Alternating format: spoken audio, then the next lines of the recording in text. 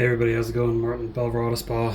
Today's video, I'm going to be going over some keyboard stuff. Again, I'm trying to expand a little bit more than just car detailing because I've got a few hobbies.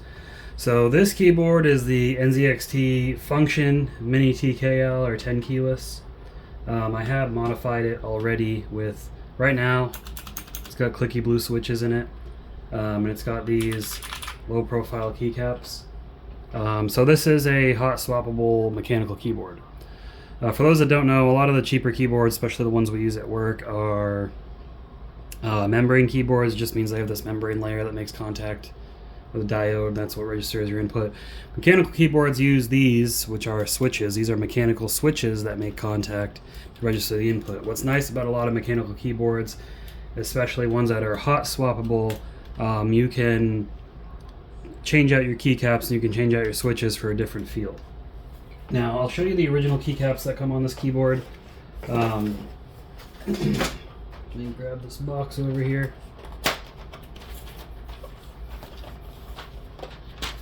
They are these crappy black ABS plastic super thin keycaps. I've already taken them all off. But they're these. They're like super thin, super crappy. I hated them as soon as I got the keyboard. However, I did get the keyboard for half off on sale, so it came out to $50. So I'm like, hey, for $50, let me grab NZXT's keyboard. Can't go wrong with there. I wouldn't pay $100 for this or more. Now they do have on their website where you can customize it with custom switches and such. Now if you just want a hassle-free customized keyboard, go for it. My opinion, a little bit of work and you can make a nicer keyboard for less money. Which is my goal here. So what's nice about this, it does have a nice metal faceplate. It's hot swappable. It's got full RGB, so let me plug it in and show you.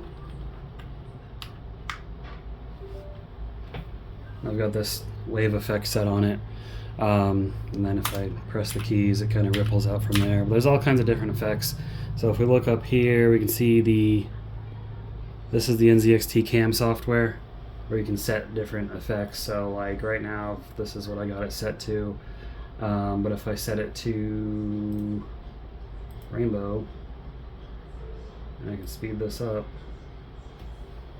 look back at the keyboard. See, it's all different colors of the rainbow. Right. That's the basis of it.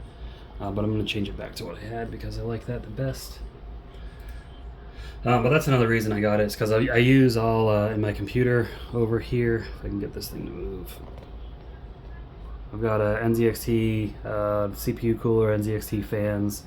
So it's just easier keeping it all in the same ecosystem, more or less. But anyways, let me switch this back real quick.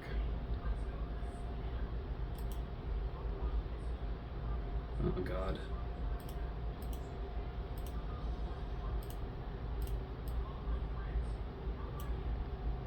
There we go, that's what I had it set at. Okay, but yeah, that's a brief overview of the software. Anyways, the video is about customizing the keyboard. So I'm gonna unplug it. Now this is a wired only keyboard. It's another reason I wouldn't pay that much money for it. You can get other keyboards that are wireless, Bluetooth, 2.4 gigahertz with a dongle. They do all of them for less than the price of this fully. But again, $50 half off, not bad. So it comes with these Gateron red linear switches.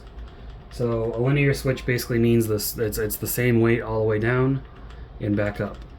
I, in the meantime, put these Gateron blue, or no, these are Royal Kluge, which are Gateron cloned blue clicky switches, which they click when you press them down. Here's the key up close. I can get that to focus. That's because it's got this little thing inside. You can't really see, but it clicks as you drag it down. And on my other keyboard, I've got these Gateron brown switches. These are tactile, which basically means it gives you a little bit of tactile feedback as you press it down, but they're still quiet. And then what I just got in that I'm going to be putting in this keyboard, these are something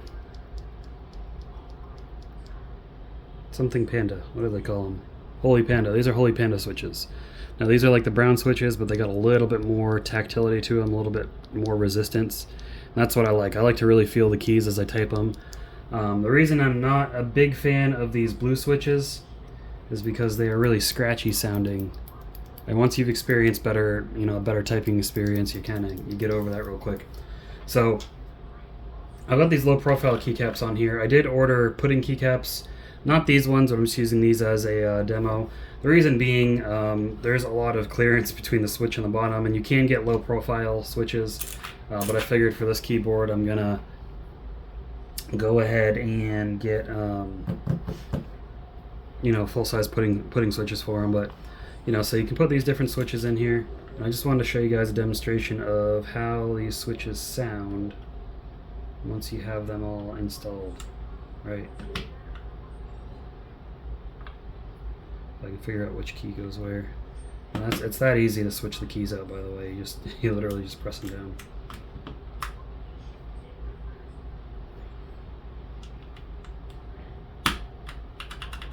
So this is, oh god, this is the Holy Panda. This is the Gateron Brown, a little bit quieter. Panda's a little bit louder than the Gateron. This is a Gateron Red switch, that's linear. And this is the Gateron Blue Clicky, or the Royal Kluge Blue Clicky switch, which is Gateron clone.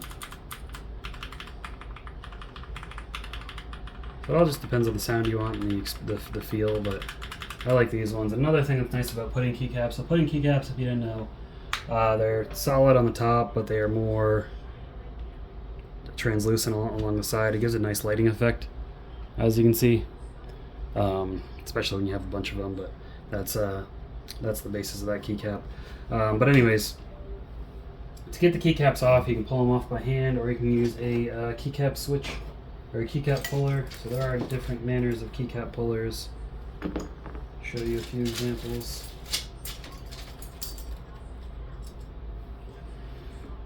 I don't have my wire one that came with the keyboard, but these are keycap pullers. Very simple. To get the keycap off, you just pop it under there. See how it kind of hooks under there.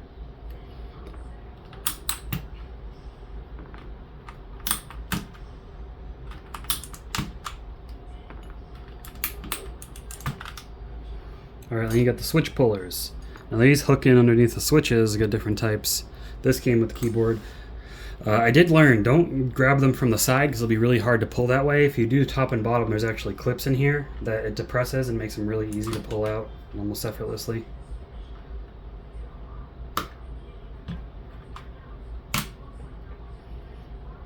I did a bunch of them the other way, and I was struggling.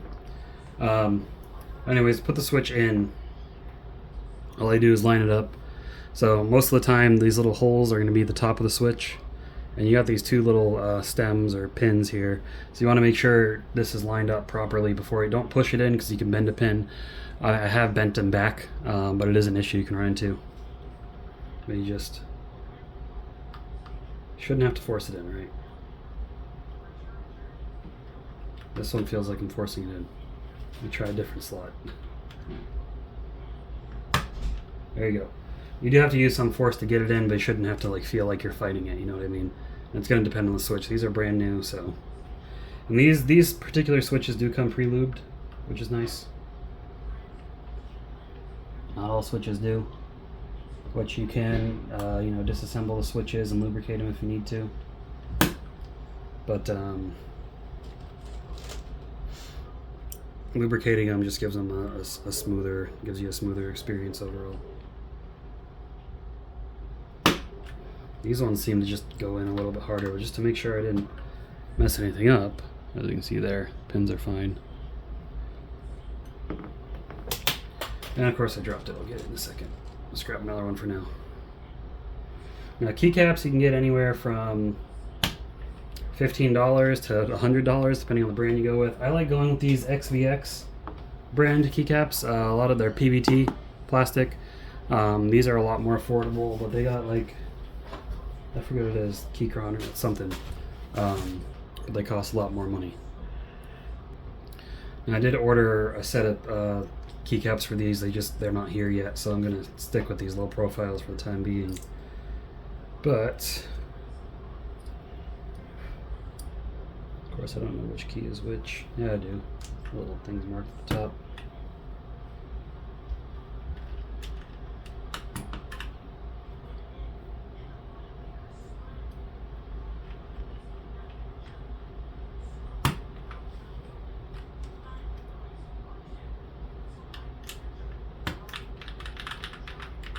Now that sounds a lot better than... It's not that I don't mind the clicks, I just don't like the scratchy feel. It bothers me. I love the click sound, but I don't like the scratchy feel. You see how it's a lot deeper of a sound, more subdued, I guess you could say. But anyways, yeah, that's the NZXT function keyboard.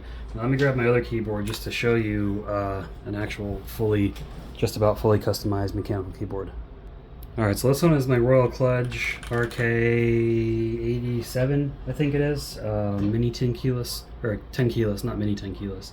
As you can see, this one is a little bit bigger. Not by much, but it is a little bit bigger. I like it's Royal Kluge or Royal Kluge. Anyways, I like the company because they sell full mechanical keyboards with RGB lighting, as I can show you.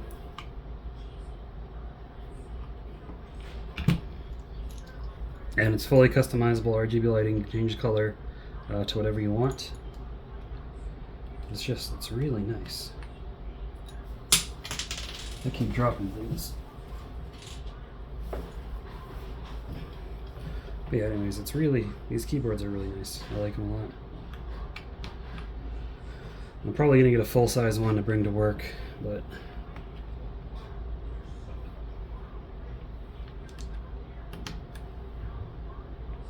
you see how the pudding keycaps look.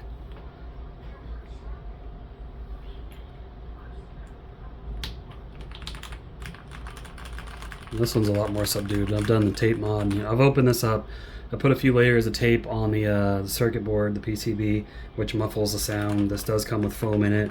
I got lubed brown switches, and I got these nice keycaps, so you can see the difference in sound. If I was typing away. Now the keyboard I got to work, or the space bar, but I got space bar foam for that to muffle the sound. Compared to this one's a little bit higher pitched. This one's definitely more muffled. Now when I get these types of keycaps for this, I should change the sound, but that's just a demo. Now these Royal Kluge keyboards, I do have. I mean, they got an I/O for all your USB attachments. It's got a dongle. It also connects via Bluetooth, so you can use it any way you want. You're really not limited. And I think this one retails for about, I don't know, $60, $70. And a lot of times they go on sale, so you can find them on sale as well.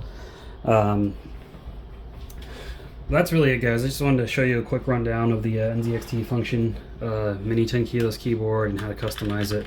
So hopefully that helps you out. If it did, let me know. That's all I got for you guys. I'll see you all in the next video. Give it a thumbs up if you enjoyed it, and make sure you subscribe to the channel. See ya.